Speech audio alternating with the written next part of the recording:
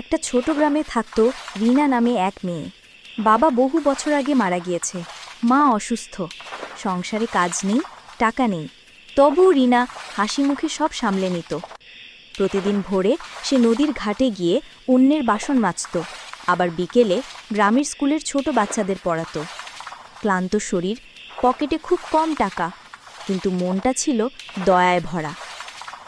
একদিন শীতের রাতে রিনার মা খুব অসুস্থ হয়ে পড়ল। গ্রামের ডাক্তারও পাওয়া যায় না।